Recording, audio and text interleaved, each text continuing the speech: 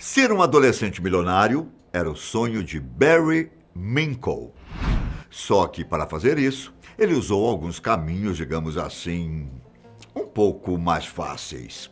A partir de uma empresa de limpeza de carpetes, Minkow conseguiu passar a perna em algumas pessoas e, em pouco tempo, estava praticamente nadando no dinheiro. Como foi que ele conseguiu passar a perna nas pessoas e ficar milionário, hein? Isso é o que eu vou contar para vocês. Meu nome é Ivan Lima e você é muito bem-vindo aqui na Fatos Desconhecidos.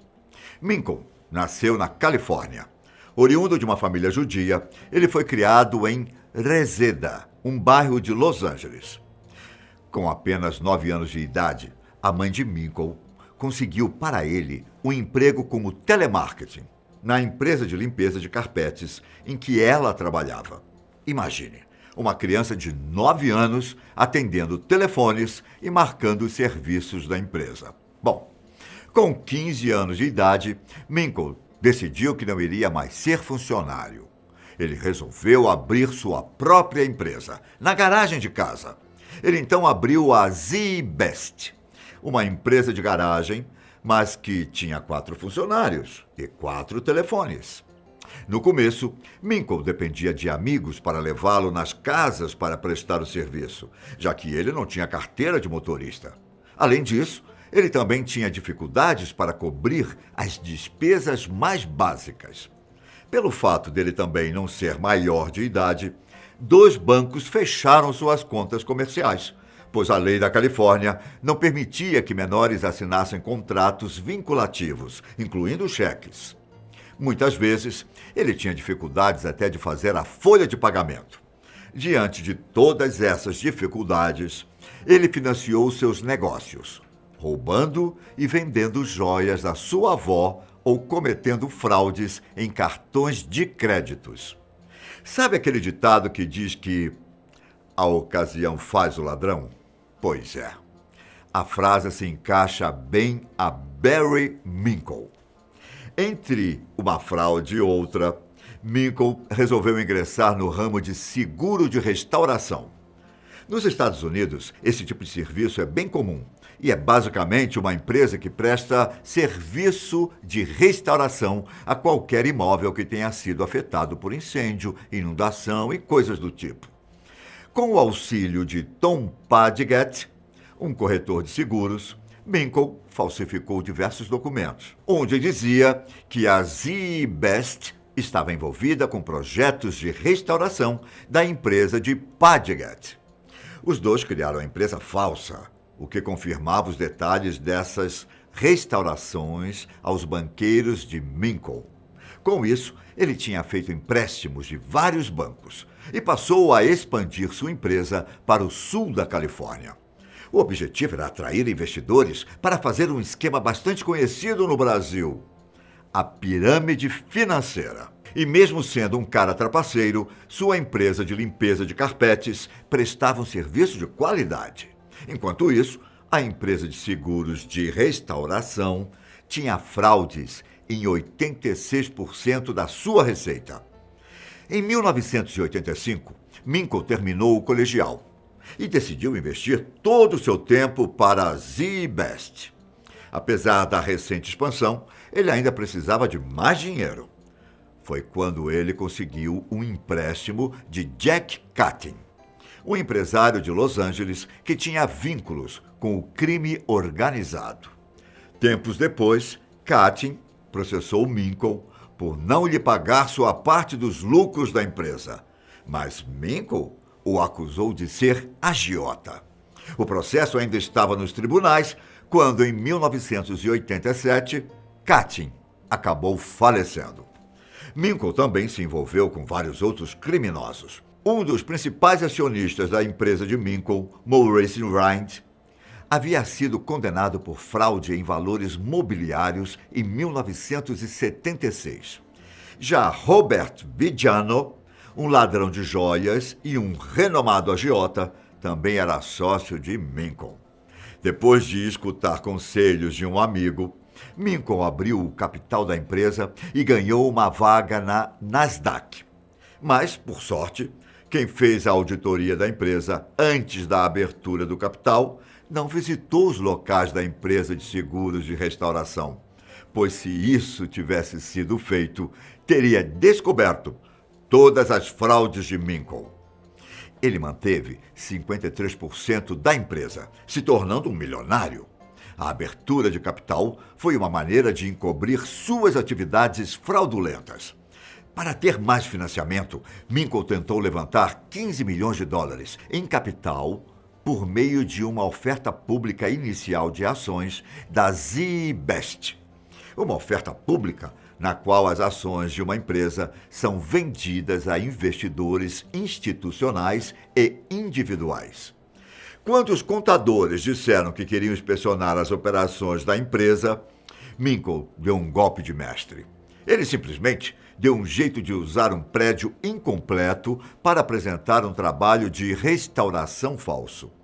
Mark Morse, que na época era consultor financeiro da Z-Best, também ajudou a enganar os contadores enviados para fazer a devida diligência, apresentando a eles milhares de documentos falsos. A oferta pública foi encerrada em dezembro e, com isso, Minkle se tornava a pessoa mais jovem dos Estados Unidos a liderar uma empresa através de uma oferta pública. Ele também resolveu apostar em uma poderosa campanha publicitária, onde dizia que a Z-Best prestava um serviço em que os californianos podiam confiar. Agora, sendo um homem extremamente rico, ele passou a exibir uma Ferrari, uma BMW e uma mansão em um dos bairros mais nobres de Los Angeles. Os negócios estavam de vento em polpa e, em fevereiro de 1987, a Z-Best negociava $18 por ação na Nasdaq, o que fazia a empresa valer cerca de 280 milhões de dólares. Nesse momento, a Z-Best tinha mais de 1.000 funcionários e escritórios espalhados pelos estados da Califórnia, Nevada e Arizona. Mesmo assim, a empresa ainda enfrentava problemas de escassez de fluxo de caixa dos investidores, que eram os pagadores dos projetos de restauração inexistentes.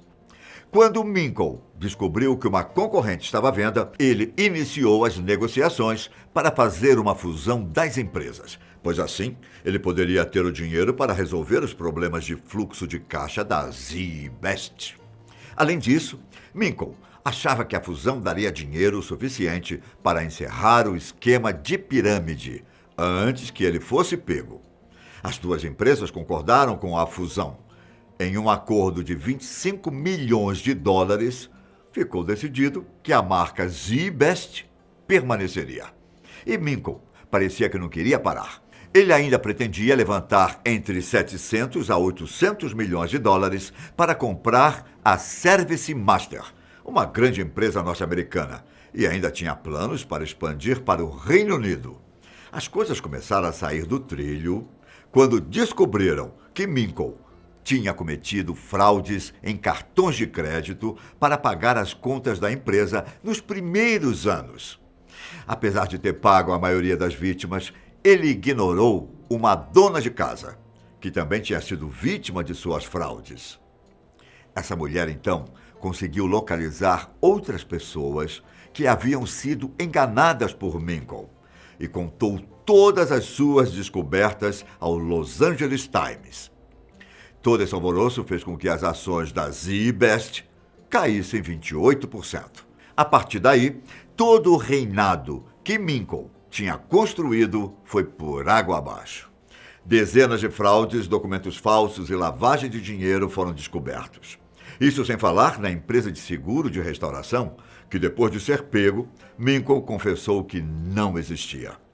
Depois de muita investigação e até confissões de antigos funcionários, em julho de 1987, o Departamento de Polícia de Los Angeles invadiu a sede da Z-Best e a casa de Minkle e encontrou evidências de que a empresa estava sendo usada para lavar os lucros da venda de drogas do crime organizado. Em janeiro de 1988, Minkow e outras 10 pessoas envolvidas na empresa foram indiciadas por um grande júri por crimes de extorsão, lavagem de dinheiro, fraude em valores mobiliários, peculato, fraude postal, fraude bancária e sonegação de impostos. Separadamente, Minkow também foi indiciado por acusações de fraude com cartão de crédito.